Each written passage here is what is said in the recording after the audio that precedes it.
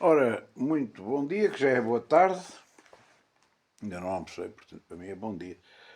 Uh, Vou fazer a terceira, provavelmente a última, aula sobre a questão da teoria das elites. Bom, e eu vou partir de uma pergunta, de um comentário que me foi feito por um dos nossos auditores, que dizia uma coisa que não tem sentido nenhum.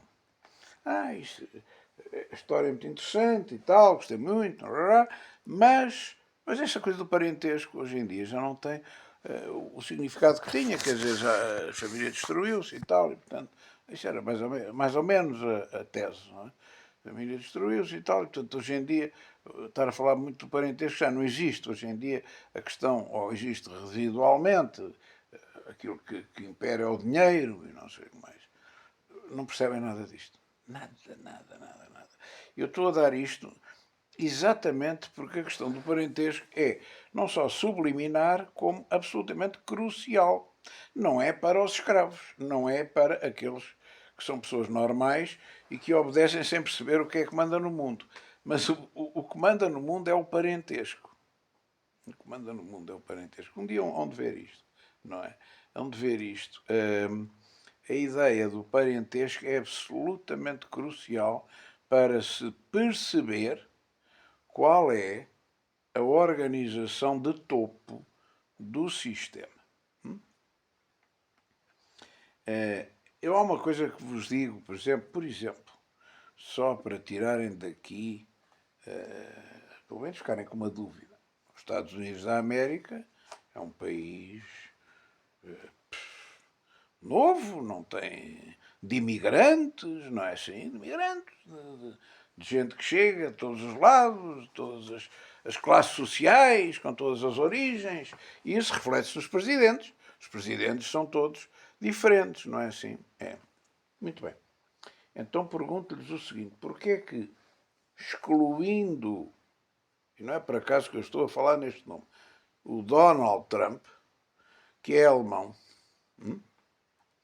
porque é que, mas se calhar tem outras ligações que já dá, mas eu não quero adiantar, porque ele tem família, não é? E a família, se calhar, já tem outras conexões que ele não tem.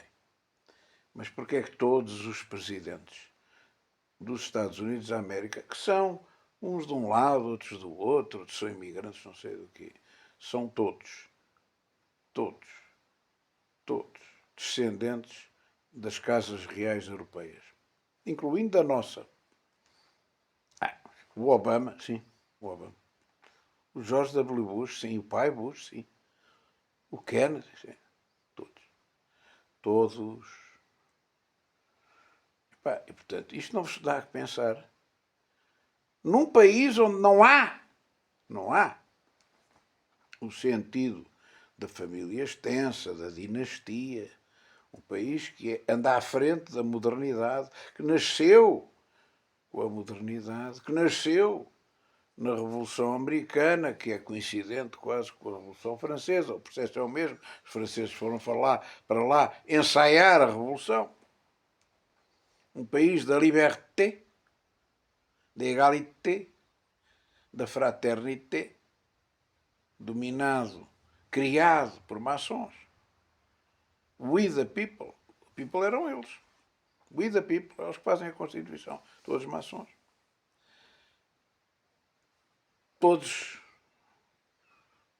supostamente independentes, não tem nada a ver o cu com as calças, e são todos eles, sem exceção, incluindo o presidente preto, descendentes dos reis de Inglaterra, dos reis da Europa, incluindo do nosso Dom Afonso Henriques. Não é estranho? Não é uma coincidência estranha? E é isto que as pessoas não veem. É claro que não veem porque foram educados para ser escravos. Eu peço desculpa se estou a ofender alguém, é-me indiferente. Eu também fui educado para ser escravo, mas eu tinha outro background, não é? Também tive o mesmo ensino para a escravatura, não é? Só que por dentro eu não era escravizável. Muitos da minha geração foram escravos. O meu próprio pai, enfim, foi um serventuário do sistema, não é?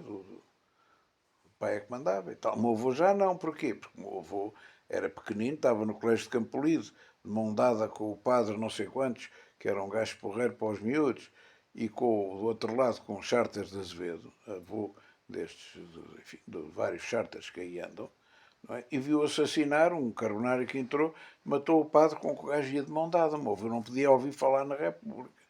Passava-se, não era político, mas passava-se completamente, não é? Assistiu a isto, a este descalabro, assistiu ao descalabro da Primeira República, assistiu ao 28 de Maio, assistiu ao Estado Novo, assistiu ao 25 de Abril, roubaram-no miseravelmente com o glorioso 25 de Abril, não é assim? Mas estamos a falar de muitas centenas de milhões de euros de roubo, não é? Nem toda a gente nasce pobre, estão a perceber? Portanto, o tal 1%, e eu faço parte desse 1%.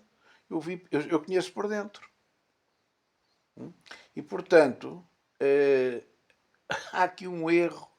Por isso é que eu estou a acordar o povo, estou a acordar as pessoas normais, a juventude normal. Não acreditem que isto é tudo igual, não acreditem que não há estruturas ocultas. Não acreditem nisso, porque nunca mais serão livres, nem sequer em espírito. Uma coisa extraordinária. Até a Bíblia nos ensina isso. Porque é que o Messias havia de ser descendente do rei David? Porquê? Não era preciso. Não é? Se era para ser carpinteiro e pobrezinho, não era preciso. Afinal era. Porque é que o precursor, São João Batista, tinha que ser descendente do irmão de Moisés, Arão. Não é estranho? Foram escolher ao calhas. Era um gajo qualquer. Mas o gajo andava vestido com peles de bichos mortos, comia gafanhotos e mel silvestre. Mas era primo do Messias, pelo lado da mãe, porque a avó materna de Jesus Cristo, a avó materna mesmo de Jesus Cristo, era descendente de Arão e ele era primo. Por isso é que Nossa Senhora vai assistir ao parto da prima Isabel e àquela célebre cena do Magnificat. Os senhores não percebem isto, porque isto foi-vos transformado em disfuncional. E uma maneira de ser transformado em disfuncional é dizer assim, isto é história. É história. Ou seja, isto não tem nada a ver com o presente. Como se houvesse um corte na continuidade do processo histórico. E, portanto, cuidado, porque aquilo que eu estou a tentar transmitir não é só arqueologia. É a mecânica do sistema, com outra caraça. Com outra caraça. Mas é a mecânica do sistema. E quase que valia a pena fazer uma quarta aula sobre o paralelismo do poder político e do parentesco no antes e no depois. No antigamente, não é assim? E no presente. E a gente começa a ver, espera lá, isto nos faraós a dinastia era contínua ou havia generais pelo meio a tomar conta do poder e a criar dinastias? Havia. E no Império Romano, qual era a ligação entre o poder militar, o victor, e o poder político? Qual é a diferença entre a República Romana e o Império Romano? Não há uma continuidade através do Senado. E o Senado não são parentes. Não. Pronto, então está bem. Então continua. A achar que é tudo. Por acaso, a ideia é essa. A ideia é os senhores pensarem que o mundo é feito de iguais e finalmente chegamos a uma época de igualité. E não perceberem que há estruturas submersas, há estruturas subliminares que continuam iguais ao que eram no princípio. Bom, eu não quero falar de mais, não é? Porque eu queria ver se durava mais uns aninhos, não é? Mas aconselho-vos a ler um livro básico de antropologia, que eu já vi que muitos não leram e não vão ler, e que está gratuito online. gratuito online, na academia.edu, noutros sítios, academia.edu, noutros sítios. Structure élémentaire de la parenté. Ou, como os teus não aprenderam francês, as estruturas elementares do parentesco. De um senhor chamado Claude Lévi-Strauss. Pois é. Que por acaso também é descendente direto do irmão de Moisés. Não, é uma coincidência. É uma coincidência. Não, é coincidência. Claro. Que é lá já, mas é coincidência. Mas isso não interessa, é um gajo notável, é um escritor notável e fez um livro fundamental, não só para o estruturalismo moderno, mas, sobretudo, para se compreender como é que as famílias se desenvolvem, como é que se passa do estádio de natureza primitivo e se chega à atualidade pela lei da complexidade crescente. Eu não vou dar isto, é óbvio que eu tive este livro quando tive antropologia, mas aconselho vivamente, pelo menos leiam isto, porque senão ficam a apanhar bonés o resto da vida. Claude Lévi. O Levi significa uma tribo, significa que são descendentes da tribo sacerdotal. Só para saberem, não é? É para não terem dúvidas sobre este sistema. Bom, a questão central aqui é voltar, no fundo, um pouco ao nosso, à nossa vaca fria, não é assim? Aquilo que era o tema da, da, das aulas, que é a teoria das elites. Mas isto é fundamental. Quer dizer, se os senhores partem do preconceito, este senhor, que interessante, está a falar sobre umas coisas que já acabaram, que não têm nada a ver com hoje, mas é interessante a gente saber a história. Não é nada disso, homem. Isto é o princípio da continuidade. Tem tanta continuidade como a roda das quadrigas romanas, ou a roda inventada já não sei quando, no Paleolítico, não é assim? Tem a ver com os automóveis de hoje. A roda é a mesma. Ah não, agora é em borracha. Pois está bem, mas o princípio do eixo e da roda é o mesmo. Estão a perceber? Não mudou.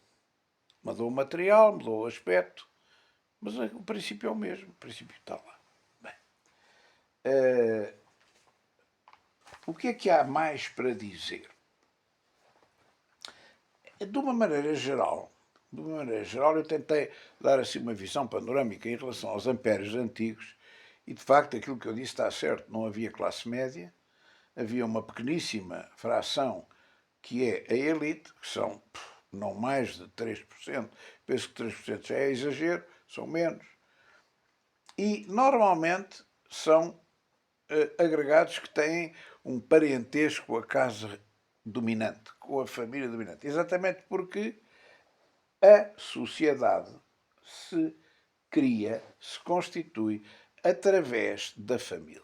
É através da família que o pater familias manda na terra, que os filhos têm uma estrutura de proximidade ou de afastamento com o poder central, que o parentesco desempenha um papel na estruturação da sociedade política, seja da tribo, seja da gens e seja dos Estados primitivos. Bom.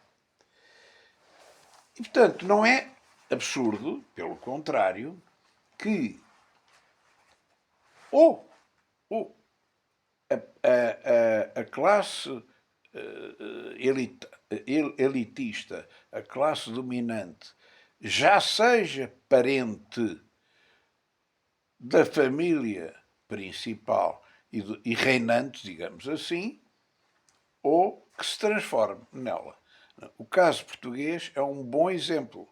O Dom Afonso Henriques conquistou um condado que depois foi um Estado, condado portucalense que deu origem a um Estado, mas já existia cá uma estrutura social antiga, dominante, descendente de reis, muitos deles, a maioria provavelmente de reis bárbaros, não é?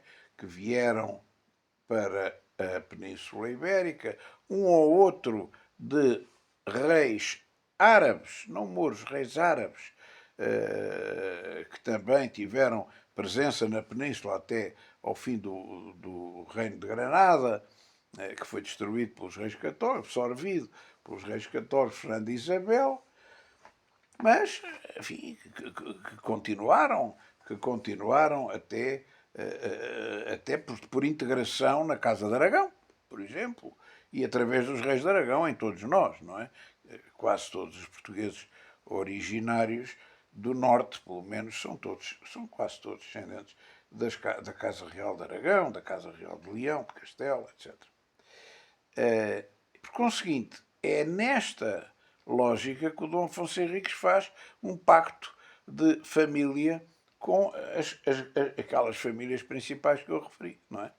Sousões, Braganções, Maias, por causa da sua localização, junto à terra da Maia, e Ribas de Vizela. Riba quer dizer para cima, aqueles que estão para cima do rio Vizela. Bom, e depois esses fragmentam-se nas famílias tradicionais que temos hoje. Isso estava explicado em muitas obras, não vale a pena estar agora a insistir nisso. Quem tiver interesse vai pesquisar. Portanto, vai, por exemplo, sei lá, há um livro do próprio Marquês de Abrantes e de Fontes que explica de onde é que são originárias as famílias portuguesas, não é assim? Portanto, é uma espécie de vade-mecum elementar que ajuda muito. Qual era a estrutura inicial?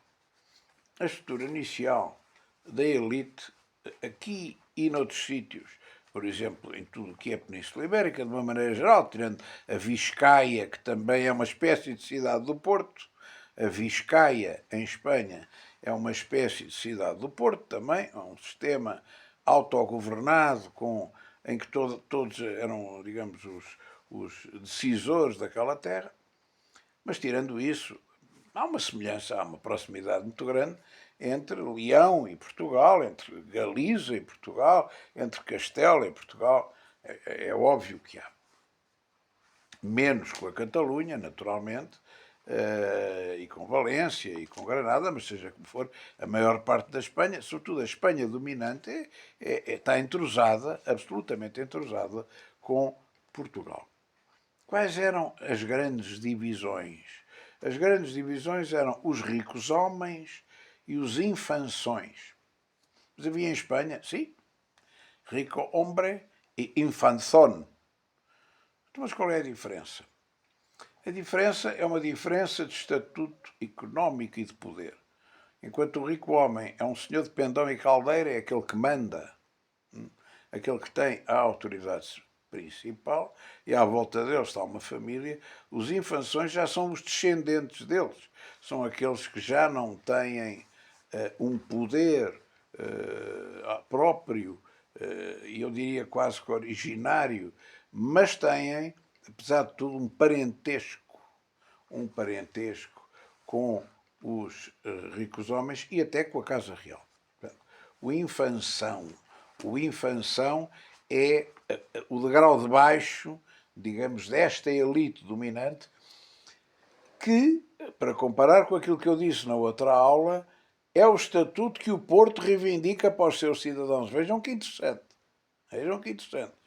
O cidadão do Porto, eu já referi isto, tem os privilégios dos infanções.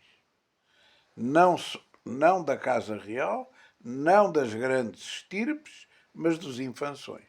Temos o mesmo privilégio do segundo grau da elite. Isto é muito interessante.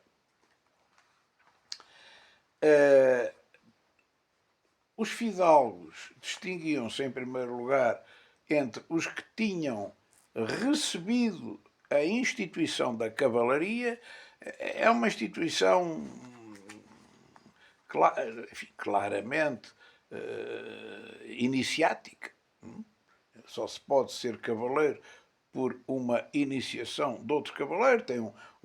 Tem uma cerimónia em que se faz um jejum, uma oração, uma noite de vigília. Só no dia seguinte é que se faz um juramento, recebe-se as espadeiradas nos ombros e tal e coisa. E depois abaixo disto havia o escudeiro. O escudeiro. Eu já vou falar disto com mais pormenor.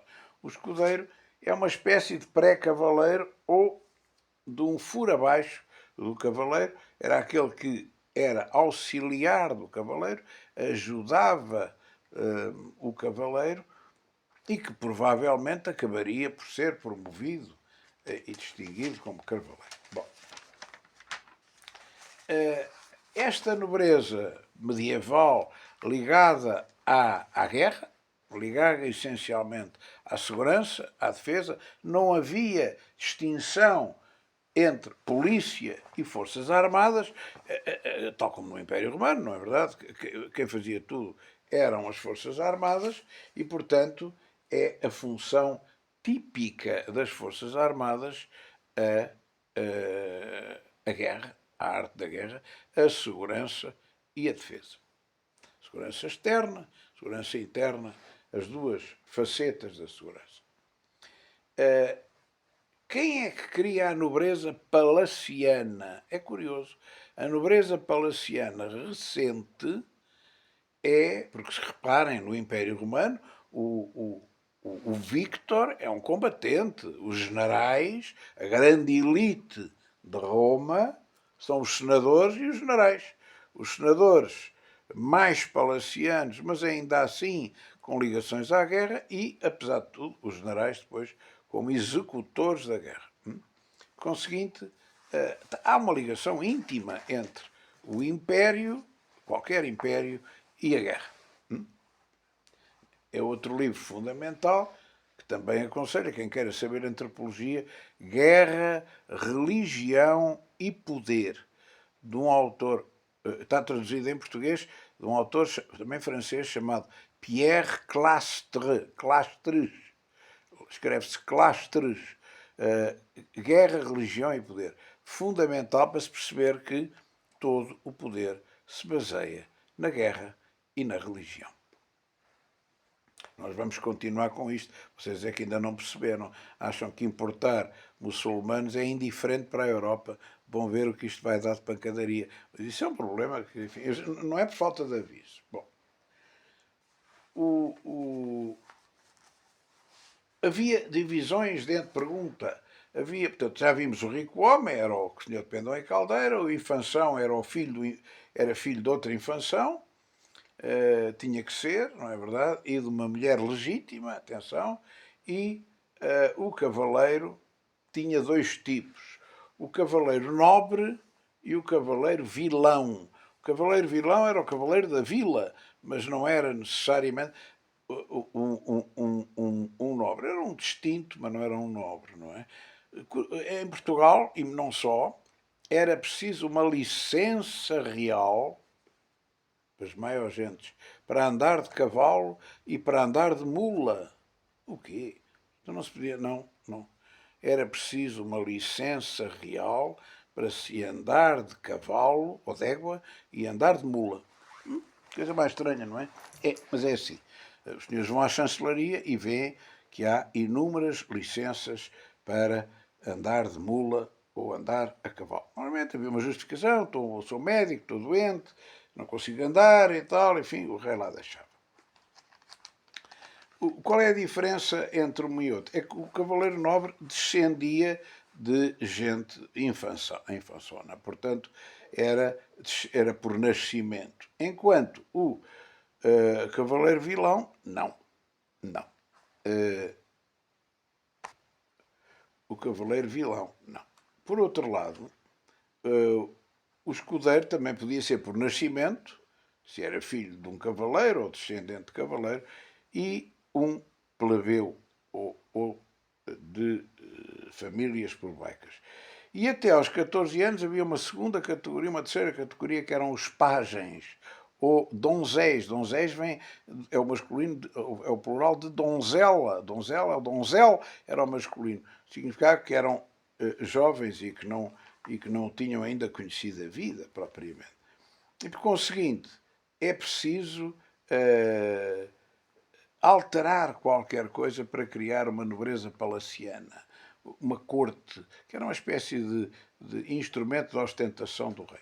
Foi o grande imperador Carlos V, ou Carlos I de Espanha, que trouxe esta ideia do Império, do Sacro Império, não é assim? E o seu filho, Filipe II, criou uma nobreza absolutamente palaciana. Entre nós, A nobreza palaciana existe, mas existe mais tarde. E porquê?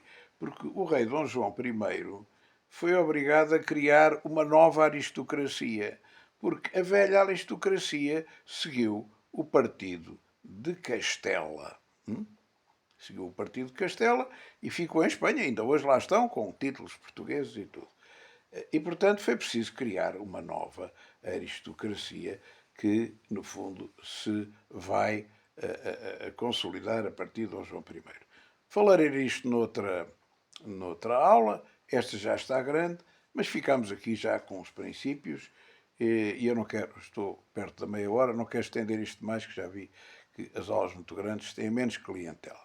Portanto, para já, ficamos por aqui.